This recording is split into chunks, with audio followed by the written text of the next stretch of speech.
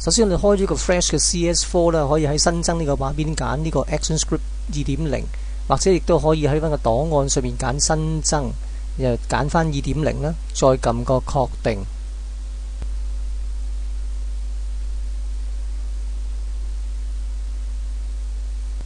咁跟住我哋撳 Ctrl F8 去新增嘅按鈕啦。咁記住呢度3個選擇，我哋揀翻中間按鈕。咁而個名稱可以叫 Button 1啦，呢個冇乜所謂嘅。佢撳確定。咁要留意嘅，我哋已經入咗場景1嘅 Button 1裏面噶啦。咁下邊有4個影格：一般、滑入、按下同埋感應。咁跟住喺右手邊有個長方形嘅工具呢，撳住佢唔好放呢，咁咪多一個圓形工具啦。咁喺畫圓嘅時候有2個選擇嘅，下邊有一個呢係個框線嚟嘅。咁我哋個框線呢，我哋揀冇框線。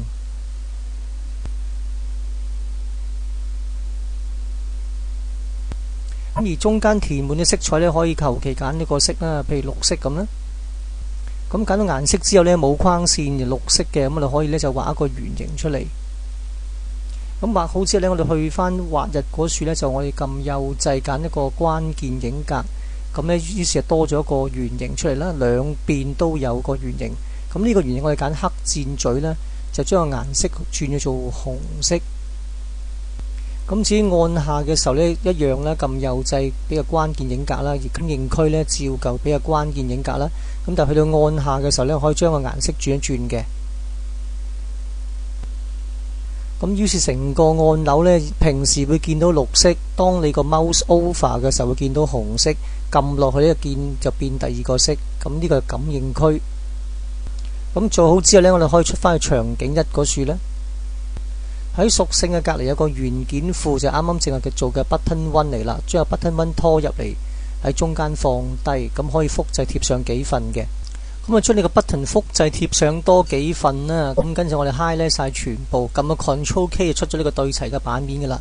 咁就可以撳翻向上對齊啦，亦都可以叫佢呢就平均咁分散個距離嘅。咁排好次序之後呢，我哋可以將佢改名呢，一個叫實體名稱嘅。先揀咗第一個 button 先呢，就去翻呢度呢，就揀翻個屬性。咁喺個地方度呢，可以輸入翻個名稱，就叫 Button 1啦。咁第二個叫 Button 2、3、4。咁而第5個呢，就叫做 BTN5 嘅。而呢個圖層叫圖層1嘅，咁我可以 double click 佢，然後改名叫 button 咧。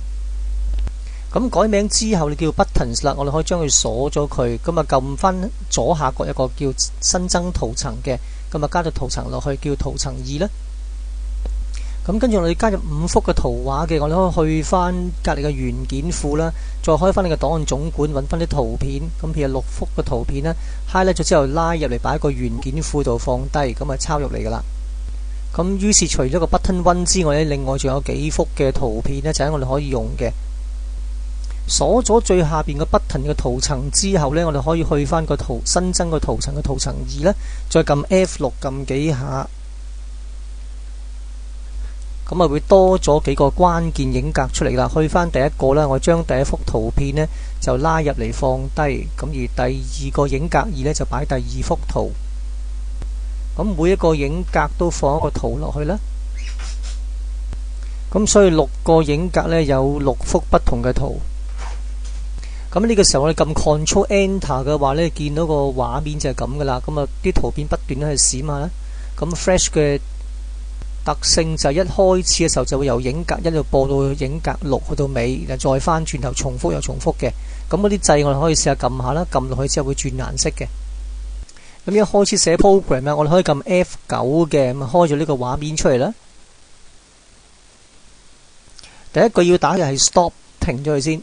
咁於是我哋執行嘅時候佢就唔會去影格2噶啦。咁所以我再撳 Ctrl Enter 嘅時候佢停留喺影格1啦。咁啲按鈕照舊啦。咁同時我哋就住有個5粒嘅 button 呢，就做出一啲嘅不同嘅動作啦。咁呢個 button 1啦 dot on press， 留意呢個大階 P 嚟嘅，等於 function。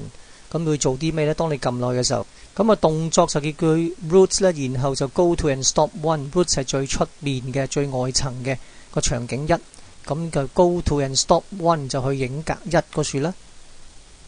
利用複製貼上將佢貼咗出嚟啦，咁就改翻1、2、3、4、5啦，5個 button 就會跳去5個不同嘅影格嗰度。咁早之後撳翻 F9 出翻嚟呢個場景1度啦，留意翻下邊有個 A 字，咁即係有啲 program 喺裏面啊，咁叫 action script 嘅。咁我再撳個 Control Enter， 咁啊 stop 令佢停咗，唔會跳影格2啦。咁啊撳啲掣咧，撳第2粒掣咧，第3粒、第4粒、第5粒，退翻第1粒。